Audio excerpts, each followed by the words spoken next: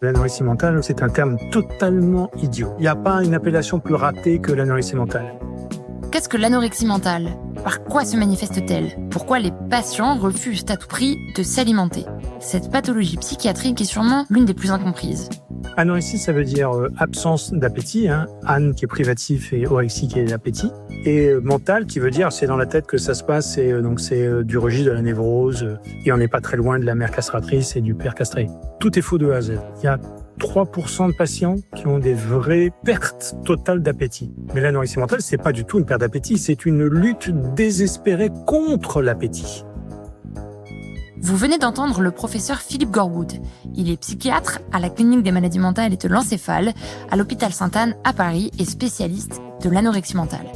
En mêlant des travaux de recherche et la prise en charge clinique des patients au quotidien, il tente de comprendre ce qu'est ce trouble et d'améliorer sa prise en charge, particulièrement complexe. C'est une mortalité de 1% par an. Donc nous, quand on reçoit 350 nouveaux patients par an, on en a 3 qui meurent dans l'année. Donc on n'est pas en train de dire on va essayer de vous améliorer pour votre confort. On est en train de gérer des pathologies mortelles. C'est le risque suicidaire le plus élevé de toute la maladie mentale, l'anorexie mentale. Alors comment accompagner les malades, leur apprendre à s'alimenter ? Afin de mieux comprendre leurs besoins, Philippe Gorwood aborde l'anorexie mentale sous l'angle bien particulier d'une addiction. Car vous allez le voir, comme toutes les dépendances, cette maladie est avant tout un dysfonctionnement du circuit de la récompense.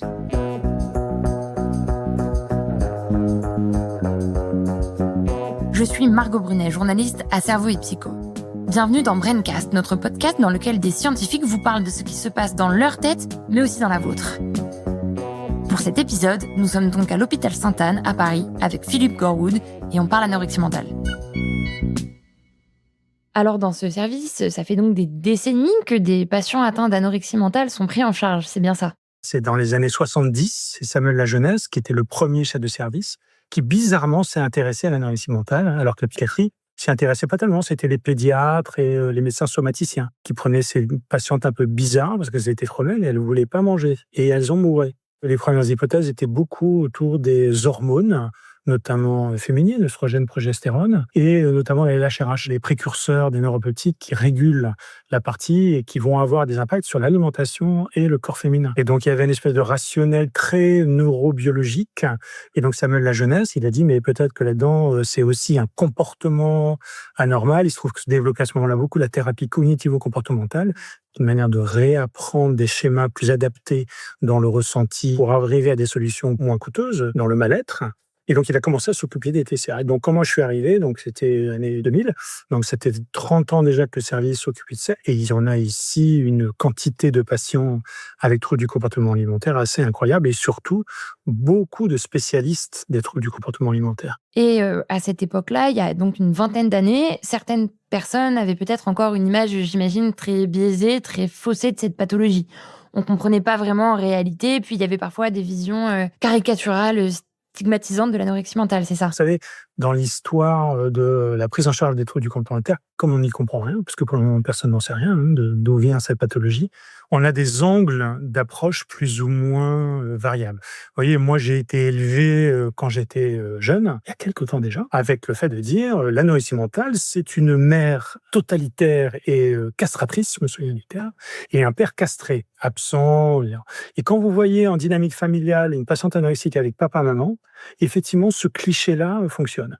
Mais moi, j'avais été très marqué par les travaux de Bettelheim à l'époque sur l'autisme, qui était la forteresse vide, en disant que ces enfants autistes se construisaient de manière calamiteuse parce que la mère n'était pas capable d'instaurer le regard avec son enfant. Et ça, c'est une erreur conceptuelle monstrueuse. On confond les causes et les effets. La mère, elle est incapable de créer son regard pour une bonne raison. Elle est totalement déprimée.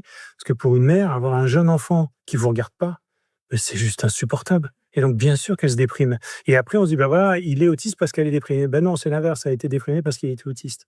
Et heureusement, grâce à la génétique, parce que quand même, on sert des fois à quelque chose, on a laissé tomber la mère, aller chercher plutôt les gènes qui sont plus hérités, quoi.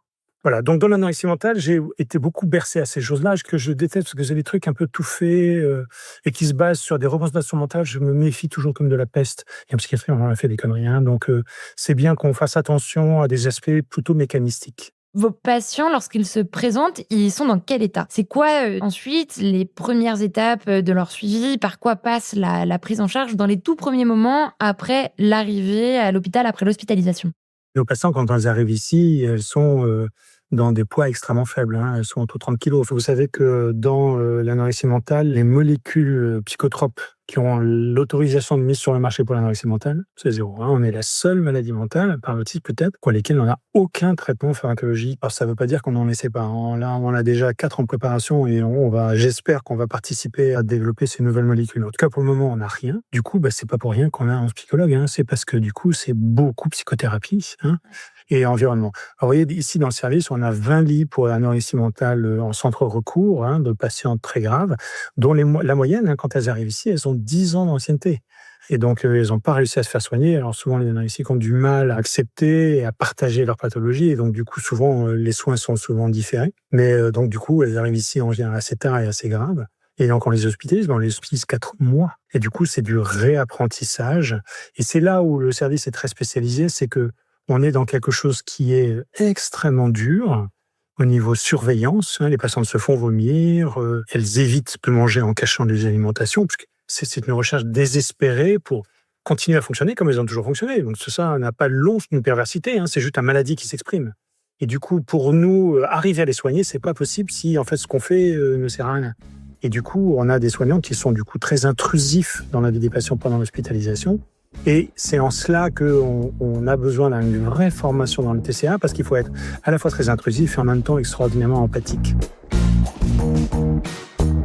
Vous avez sûrement remarqué que depuis le début de cet épisode, Philippe Gorwood parle de patiente plutôt que de patient. Il nous a même expliqué que l'anorexie mentale a longtemps été considérée comme une conséquence de l'action des hormones féminines. Pourtant, des hommes aussi peuvent être touchés par cette maladie. Ils sont même environ 10% des patients. Mais cela veut bien dire que la maladie concerne majoritairement des femmes. Reste à comprendre pourquoi. On sait que l'anorexie mentale a un taux d'héritabilité de 70%, ce qui veut dire que l'apparition de la maladie est liée en majorité à des facteurs génétiques. Avoir un parent touché par l'anorexie augmente considérablement le risque de développer cette maladie. Des études montrent même qu'avoir un parent au premier degré, père, mère, frère, sœur, atteint d'un trouble du comportement alimentaire multiplie par 7 à 12 le risque d'en développer un soi-même. Les recherches en génétique sur ce sujet ont beaucoup progressé. En comparant les génomes de patients, on se rend compte que certaines proportions de leur ADN comportent des similitudes. Cela leur confère par exemple certaines caractéristiques métaboliques. Et ce sont celles-ci qui les rendent plus fragiles face à la maladie. Mais cela ne veut pas forcément dire qu'elles la développeront forcément. Car comme bien souvent en psychiatrie, le terrain génétique ne fait pas tout. C'est ensuite l'exposition à certains facteurs sociaux et environnementaux qui augmentent le risque d'apparition d'anorexie mentale et d'autres troubles du comportement alimentaire. Et comprendre la part d'influence génétique et environnementale permet alors de réfléchir ensuite à l'impact de la société sur ce type de troubles.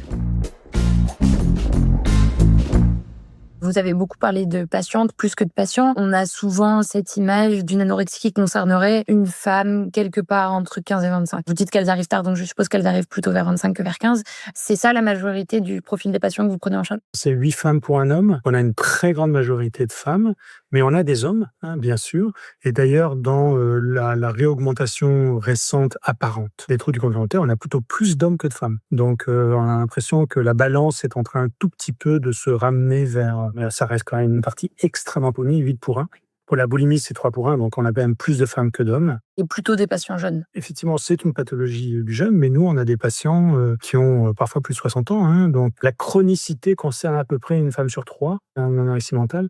Donc, celle-là, il faut continuer à les suivre, bien sûr. Nous, on a un service d'adultes, donc on ne prend pas de patients de moins de 18 ans.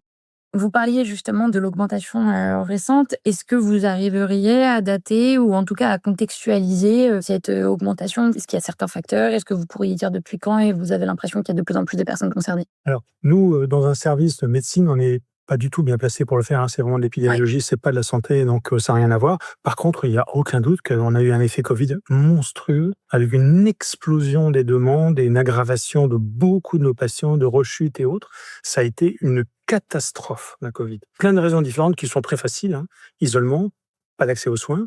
Qu'est-ce qui était ouvert pendant les magasins? C'était que les magasins de bouffe et l'activité du sport qui semblait être effectivement la solution thérapeutique pour beaucoup de gens.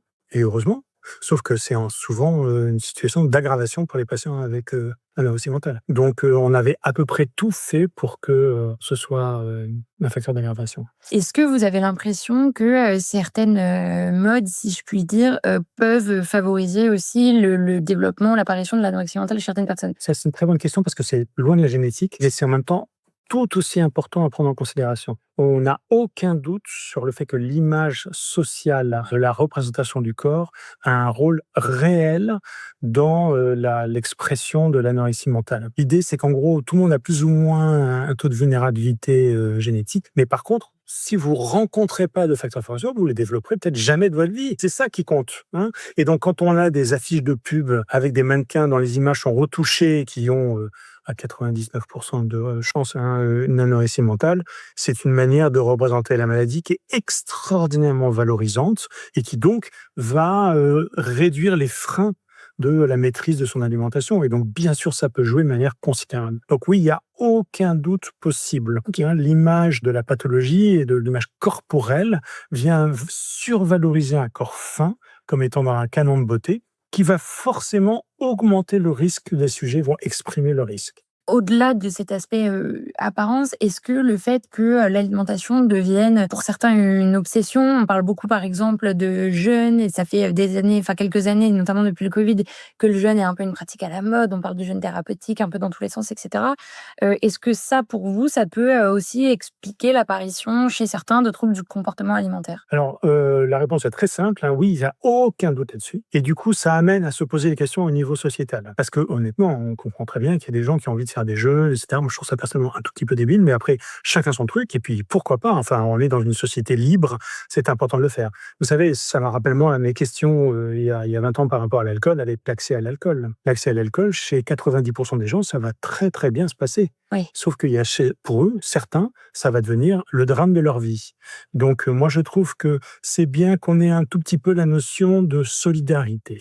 L'anorexie mentale, vous savez, c'est moins de 1% de la population générale, hein. Donc, heureusement, ça touche quand même peu de personnes. Et donc, 99% de gens n'auront aucun problème par rapport à encaisser un jeûne non physiologique. Et c'est leur liberté de pouvoir le faire. Mais comme pour les bouteilles, on dit faites un peu attention, pas d'alcool chez des mineurs, on fait un peu attention à de dire... Ouais. Ces choses-là, c'est pas totalement neutre, hein. Il y a des gens qui sont plus vulnérables, pour qui ça peut devenir dramatique. Et donc, de rappeler quelques règles de bonne conduite, hein. Le jeûne, c'est pas physiologique, ça doit être encadré sur conseil médical en fonction de votre IMC, votre indice de masse corporelle, de votre rapport à l'alimentation et tous ces aspects éducatifs, hein. Nous, on est beaucoup dans un aspect psychoéducatif. Les patients anorexiques qui décident de faire un régime, c'est leur choix. Moi, je sais que ce choix-là, il est dicté par leur maladie et pas tellement par leur propre volonté. Donc, j'ai du mal à me dire, je vais rester totalement neutre là-dessus. Par contre, je n'ai aucun droit de dire quoi que ce soit. Donc, nous, on est vraiment dans un effet de prôner l'aspect psycho-éducatif. Donner l'information. Le pire de tout, c'est l'ignorance. L'ignorance est mère de tous les vices, mais particulièrement pour ces pathologies-là, où quand elles ne savent pas, que perdre 3 kilos quand on a un problème un peu limite anorexie, c'est pas que c'est un problème, c'est que ça va peut-être être totalement dramatique.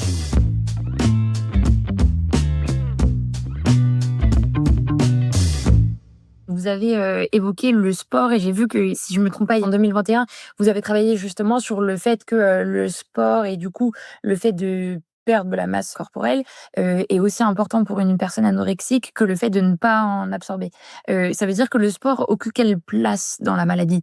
Alors, c'est tout simplement l'autre versant de la pièce, hein. Ouais. Dans l'anorexie mentale, tout le monde conceptualise le fait de l'anorexie mentale comme le fait de ne pas manger assez. Sauf que de tout là-dedans, c'est pas du tout un rapport de dire manger pas ou trop. C'est de perdre du poids. Et quand vous voulez perdre du poids, soit vous mangez pas assez, soit vous dépensez plus. Quand on regarde l'addiction au sport, parce que c'est pour nous une manière probablement la plus simple de repérer ce trouble de la relation avec le sport, eh bien, on se rend compte qu'il est extraordinairement prévalent dans l'anorexie mentale. C'est-à-dire que quand vous faites sauter votre petit déjeuner alors que vous êtes déjà en carence alimentaire, elles font pas que sauter leur petit déjeuner, elles vont courir un semi-marathon le matin avec la sensation de se dire, là, je fais quelque chose qui va me permettre, et comme par hasard, quand vous avez une addiction au sport dans l'anorexie mentale, eh bien, vous êtes plus grave, plus sévère, moins bon pronostic. Donc, comme quoi, c'est un facteur très important à tenir en considération. Alors ici, par exemple, quand on le fait, quand les patients sont hospitalisés, on arrête l'hyperactivité physique, parce qu'il faut voir ces activités physiques. Nous, ici, vous savez, on reçoit donc beaucoup de patients, mais on a des champions olympiques, champions du monde, champions d'Europe, champions de France dans beaucoup de sports, notamment les sports où la perte de poids est valorisée. Si vous êtes boxeur, mais en petite catégorie, vous êtes obligé de faire très attention à votre poids. Les nageurs, synchronisés, etc. On a beaucoup de profils dans lesquels ils vont développer des problèmes de troubles du comportement alimentaire. Et du coup, on a une autre approche thérapeutique qui est autour de l'activité physique modérée, qui se fait encadrer par des profs. Donc nous, on a un prof de gym ici qui est un de nos soignants et qui les prend pour leur restituer qu'est-ce que veut dire bouger son corps sans lutte désespérée pour perdre des calories, mais plutôt pour se sentir bien dans son corps. Et ça, c'est à nouveau un réapprentissage compliqué. Est-ce que donc courir, faire du sport, c'est pas aussi une manière de lutter contre la faim? J'imagine que quand on est en plein effort physique, quelque part, on ne pense pas, en tout cas, on pense moins à s'alimenter. Si je cours, ça me permet de pas être tenté de manger, parce que l'anorexie mentale, juste entre parenthèses, c'est un terme totalement idiot. Il n'y a pas une appellation plus ratée que l'anorexie mentale. Anorexie, ça veut dire absence d'appétit, âne qui est privatif et orexie qui est appétit. Et mental, qui veut dire c'est dans la tête que ça se passe, et donc c'est du registre de la névrose, et on n'est pas très loin de la mère castratrice et du père castré. Donc tout est faux de A à Z. Il y a 3% de patients qui ont des vraies pertes totales d'appétit. Mais l'anorexie mentale, c'est pas du tout une perte d'appétit, c'est une lutte désespérée contre l'appétit. C'est une dysrexie. Elle n'est pas mentale, elle est cognitive. Alors après, on est dans le chipotage. Mais c'est important parce que sinon, mental, ça a l'air de dire, voilà, vous allez vous allonger et puis on va régler l'aspect névrotique de cela. Or, la psychanalyse, s'il y a une chose qu'elle a démontrée, c'est son absence totale d'efficacité dans l'anorexie mentale. L'anorexie est donc la maladie mentale ayant le plus fort taux de létalité. Celui-ci oscille autour de 1%. Parfois, c'est la dénutrition qui provoque le décès en entraînant par exemple une défaillance cardiaque. Mais c'est aussi à cause du risque suicidaire qui est, dans le cas de cette pathologie, particulièrement élevé. En parallèle, il n'existe aucune prise en charge médicamenteuse spécifique à l'anorexie. Et plus encore, cette pathologie concerne surtout des femmes, particulièrement jeunes, tardant à être prises en charge. Ce sont tous ces différents facteurs qui rendent absolument nécessaire la meilleure compréhension de cette maladie, de son fonctionnement cognitif et donc peut-être de traitements et thérapies qui lui seraient adaptés. C'est pour cela que dans le service du professeur Gorwood, la prise en charge clinique se mêle à l'activité de recherche, avec un objectif, comprendre ce qu'est cette pathologie qui souffre encore de l'existence de nombre d'idées reçues afin d'améliorer l'accompagnement des patients.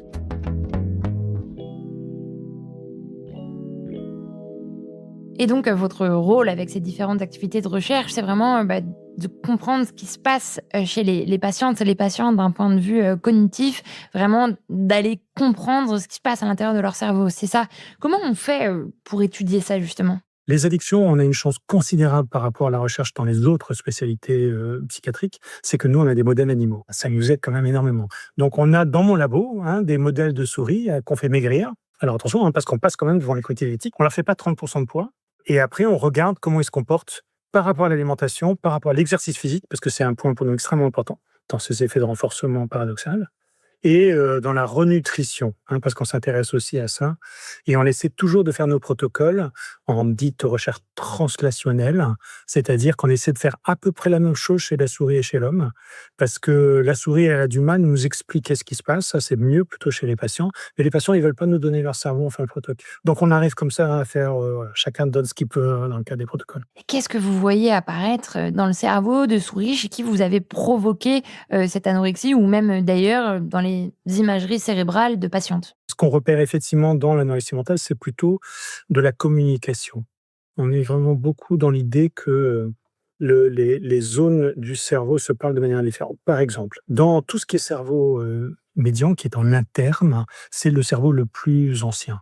C'est l'archencéphale, qui est la partie dans laquelle finalement elle est à peu près commune au batracien, le crapaud jusqu'au chien et l'homme. On a à peu près le même hippocampe, amygdale et striatum ventral. C'est à peu près commun pour une bonne raison, c'est que c'est la régulation de la vie de tous les jours. Et l'homme a une particularité, c'est cette énorme région corticale périphérique qui est particulièrement importante justement pour moduler les aspects très automatiques de la vie quotidienne, qui fait qu'on n'est pas identique, qu'on est capable de parole, d'exprimer et de maîtrise de nos pulsions immédiates. Ce cortex préfrontal, je vulgarise pour les auditeurs, c'est un peu ce qui nous permet de nous contrôler, en fait, d'avoir des réactions qui sont, entre très gros guillemets, élaborées. Et ce cortex, il contrôle des zones qui sont beaucoup plus profondes dans notre cerveau, telles que l'amygdale, l'hippocampe, le striatum, des zones qui sont impliquées dans des comportements de base comme les émotions, le plaisir, la peur, la colère. C'est le cortex préfrontal, entre guillemets, qui nous permet de pas céder à la peur, en fait. C'est vraiment les afférences du cortex préfrontal, donc la partie la plus antérieure du cortex frontal, qui vient maîtriser et inhiber le complexe amygdalo-hippocampique, l'amygdale et l'hippocampe. L'amygdale, c'est votre starter. Quand il y a un signal de danger, c'est lui qui va immédiatement réagir. Il a été créé parce que l'amygdale, l'intérêt, c'est des circuits hyper courts. En fait, il y a les afférences sensorielles, ça passe par le cérébral. Et en fait, un tout premier relais, c'est l'amygdale.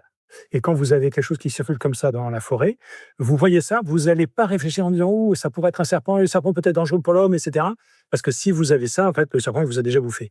Et donc, vous avez des circuits faits pour repérer les signaux de danger au dixième de millième de seconde et pas aux centaines de millièmes de seconde. Et du coup, vous pouvez survivre. Donc, ces réseaux-là, ils sont extrêmement importants pour la survie. Et donc, on a besoin de ces courts-circuits extraordinairement rapides.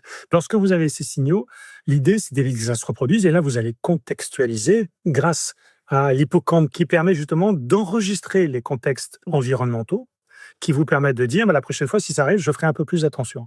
Et donc, c'est pour ça qu'on parle toujours du complexe amygdalo-hippocampique. C'est donc les centres un peu de la peur, pour dire les choses de manière un peu rapide, et qui sont organisés, mémorisés pour pouvoir les contextualiser. Donc, l'amygdale, c'est vraiment le centre de la peur, et l'hippocampe va contextualiser cette peur. D'ailleurs, on sait qu'il joue un rôle essentiel dans la mémoire. Donc, il y a l'amygdale qui initie le signal de peur et l'hippocampe qui permet de réagir tout de suite. Et ensuite, normalement, on a notre cortex préfrontal qui vient entourer toutes ces zones-là et qui, lui, permet d'élaborer des réactions. Si vous n'écoutez que votre amygdale et votre hippocampe, la vie est un cauchemar. Vous ne pouvez pas être tout le temps dans l'inquiétude de vous faire tuer dans les 10 minutes. Et donc, heureusement, il y a le préfrontal qui vient vous dire « Non, mais c'est bon. C'est une forêt, dans le coin, il n'y a pas beaucoup de cobras. C'est plutôt des vipères non venimeuses, etc., qui vous contextualisent, qui vous permettent de dire t'es au courant si jamais il y a des serpents un peu dangereux dans le coin, etc. Et donc, par l'intelligence, le langage, la contextualisation, etc., de modérer cette hyperactivité. Et du coup, on repère que dans toutes les représentations anxieuses, l'amygdale crache à fond. Puisqu'en fait, il hyper-détecte des signaux anxieux, des signaux de danger, et du coup, il est tout le temps en alerte quand il aime. Mais alors, c'est quoi le lien entre ce contrôle du cortex préfrontal et les addictions? Quand je parle des addictions, les plus typiques que nous connaissons tous. Justement, est-ce que ce qui se passe, c'est que le cortex préfrontal s'efface, il laisse libre cours aux réactions impulsives des zones plus profondes du cerveau, c'est ça? En général, moi, comme addictologue, mes patients, la plupart du temps, ce sont des impulsifs.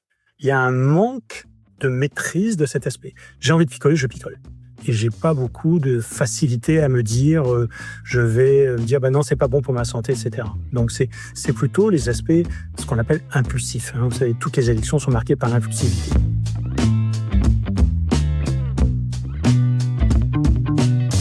Pour Philippe Gorwood, l'addiction est donc un prisme de lecture, une manière d'envisager l'anorexie mentale, car la question est finalement la même que pour toute autre dépendance. Pourquoi le patient continue-t-il à consommer cette drogue? Pourquoi continue-t-il à avoir ce comportement alors que cela lui nuit et parfois le détruit au point peut-être de l'amener jusqu'au décès? Eh bien, c'est parce que les effets positifs l'emportent sur les conséquences négatives. Chez une personne souffrant d'anorexie mentale, la satisfaction de perdre du poids l'emporte sur la faim. Les signaux associés à la perte de poids acquièrent la valeur d'une récompense. Certes, il faut se priver de nourriture pour cela, mais cet aspect négatif est bien moins important que la stimulation positive de la perte de poids. Et cette fuite en avant renforce la consommation, ou plutôt le comportement, et donc la dépendance. Il y a différentes zones cérébrales qui interviennent dans ce comportement de plaisir, notamment le circuit de la récompense et en premier lieu le striatum, mais aussi l'amygdale et l'hippocampe. Ce sont les parties les plus internes de notre cerveau, qui sont aussi les plus anciennes et régulent donc nos fonctions vitales comme le désir, le plaisir, la peur, les réflexes. Sa partie antérieure, le cortex préfrontal, maîtrise et inhibe à la fois le système de récompense, le striatum et le complexe amygdalo-hippocampique. D'ordinaire, une addiction est liée à un déséquilibre au sein de cette balance.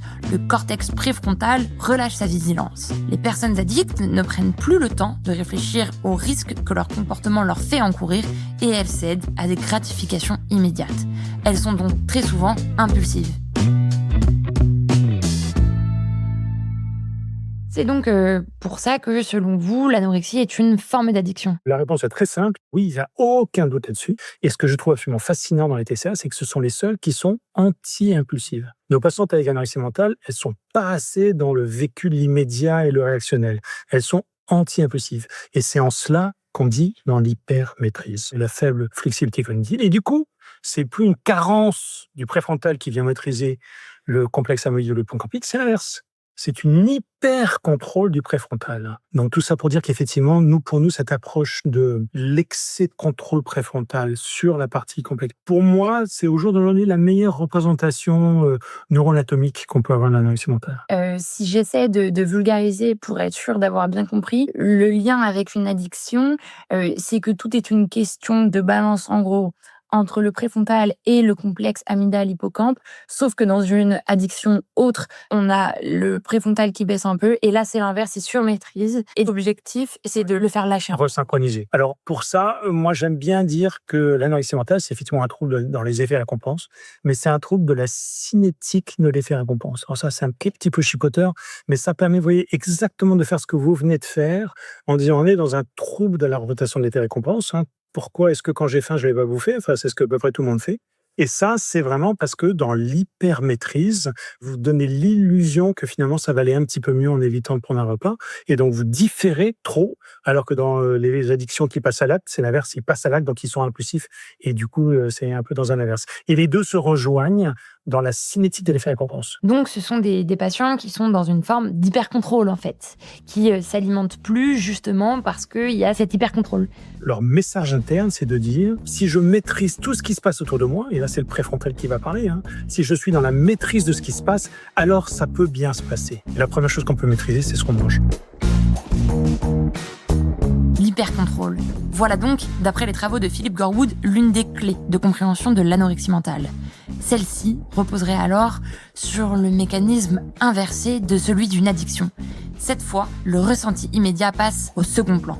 Le cortex préfrontal est dans l'hypermaîtrise. Il contrôle chaque réaction, chaque envie, l'appétit. Ce qui active les circuits de la récompense, d'ordinaire stimulés par l'alimentation, ils le sont cette fois par la perte de poids. Les résultats d'études génétiques vont d'ailleurs également dans le sens de cet hypercontrôle. Ces travaux comparent les gènes de milliers d'individus, malades ou non, disponibles sur des bases de données pour déceler des ressemblances ou différences selon certains profils et donc détecter dans nos milliers de gènes ceux qui pourraient être liés à des vulnérabilités face à certaines maladies. Or, les comparaisons de ces génomes montrent que les patients atteints d'anorexie mentale ont des caractéristiques communes avec d'autres atteints de troubles obsessionnels compulsifs, les TOC. Soit un trouble caractérisé par des répétitions de tâches et donc de l'hypercontrôle, là encore. Dans un cas comme dans l'autre, TOC et anorexie mentale, les patients sont rigides d'un point de vue cognitif. Ils suivent une obsession sans en dériver d'un fil. Alors, pour bien comprendre par quoi se manifeste d'un point de vue cognitif ce déséquilibre de la balance émotionnelle, cet hyper-contrôle du cortex préfrontal. Dans l'anorexie mentale, il y a un aspect qui est extrêmement saillant, c'est la perte de flexibilité cognitive, qui est le fait qu'on arrive moins à changer de paradigme, à s'ouvrir, à être réceptif à des informations différentes pour une certaine mobilité psychologique de l'environnement, les informations, les paradigmes, l'organisation structurelle qui est au-dessus de soi, qui demande un peu d'adaptation. Alors, elles sont donc plus rigides, cognitivement plus rigides. Et notamment, on leur fait de la remédiation cognitive, qui est une des approches psychologiques très efficaces dans l'anorexie mentale. Et c'est incroyablement saillant dans toutes les patientes qui souffrent, enfin une grande partie des patientes qui souffrent d'anorexie mentale. Et ce qu'on a montré d'ailleurs dans le service ici, c'est que quand vous les soignez, elles retrouvent plus de flexibilité cognitive. Donc on les aide à s'ouvrir aux perspectives. C'est d'autant plus important pour nous parce que ça nous donne un point spécifique saillant dans l'approche, parce que s'il y a de la fonctionnement cognitif altéré, il y a des acteurs, il y a des neuropeptides, il y a des circuits cérébraux, et donc ça nous donne des pistes potentiellement intéressantes. Et pour nous, c'est notre outil de travail dans la clinique, dans la prise en charge de ces patients. Que veut dire exactement cette remédiation cognitive? En quoi ça consiste? C'est quoi les conseils que vous donnez à vos patients? On les réarme de manière de traiter l'information de manière différente. Au lieu de tout de suite marc-bouter sur qu'est-ce qu'on veut et revenir sur ces zones de confort, c'est de dire, OK, avant de prendre une décision de dire non tout de suite, j'écoute, je dis qu'est-ce que ça pourrait représenter si effectivement on me disait, quand je vais pas bien, j'appelle mon médecin plutôt que d'aller me faire vomir, hein. Et donc, dans ces cas-là, j'y arrive pas. Au jour d'aujourd'hui, j'y arrive pas. Qu'est-ce qui pourrait faire que c'est possible? Prendre 10 minutes, l'écrire avant de le faire, appeler un ami, etc., etc. Et au fur et à mesure, on leur donne des outils qui leur permettent d'ouvrir un peu leur chakra. Hein. Donc, ils sont moins rigides, moins fonctionnels. On leur apprend à acquérir des techniques qui sont du registre de la baisse de la rigidité neurocognitive. Donc, vous voyez, c'est très typiquement ces articulations clinique-recherche qui, pour nous, sont passionnantes parce que ce qu'on fait en recherche nous aide à comprendre la clinique continue à nous orienter pour les activités de recherche. Est-ce qu'il y a d'autres approches peut-être que vous utilisez? On essaie de leur faire, par exemple, de la pleine conscience. Ça, c'est la deuxième approche qu'on utilise dans le service. On en a 7. Nous, on a beaucoup de champs dans le service. Honnêtement, chanceux, incroyable, parce que on a 11 spécialistes TCA dans le service et on a 7 psychologues qui font 5 psychothérapies différentes.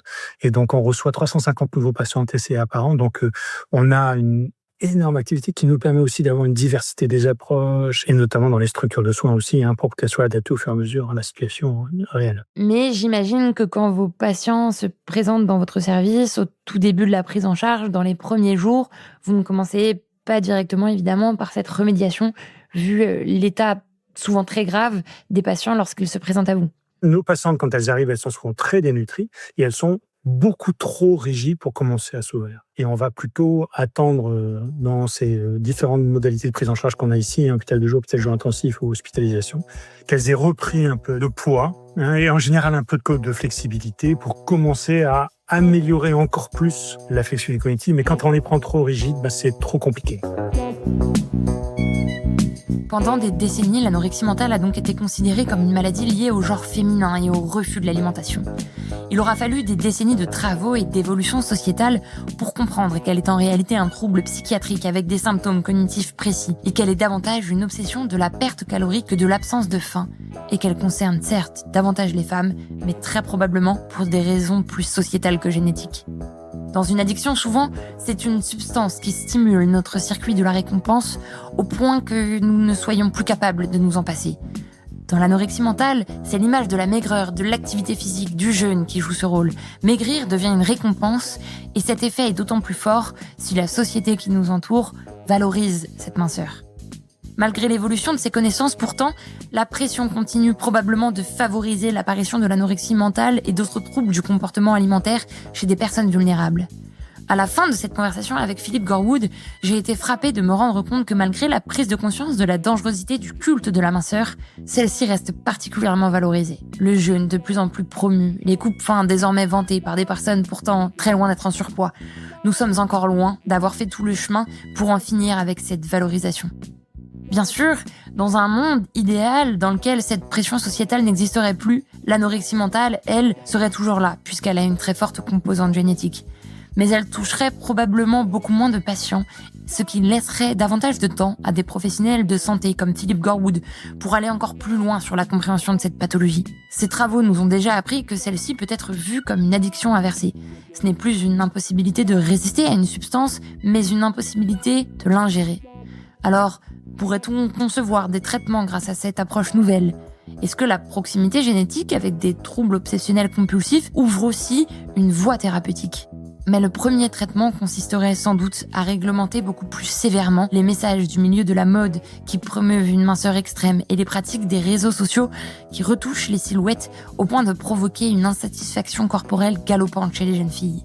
Si la recherche a déjà fait tout ce chemin sur l'anorexie mentale, celui de la société reste encore long.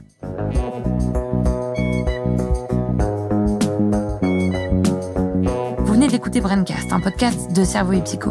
Je suis Margot Brunet et j'ai écrit et tourné cet épisode avec Ilona Bouvard. La réalisation et le mix sont de Gautam Shukla. Braincast est disponible sur toutes les plateformes d'écoute. Vous pouvez nous laisser des étoiles, des commentaires et surtout en parler autour de vous. Vous pouvez également nous rejoindre sur nos réseaux et sur cerveauetpsycho.fr et pour ne rien manquer, vous pouvez vous abonner à ce podcast et à notre magazine. On vous donne rendez-vous dans 15 jours pour notre prochain épisode.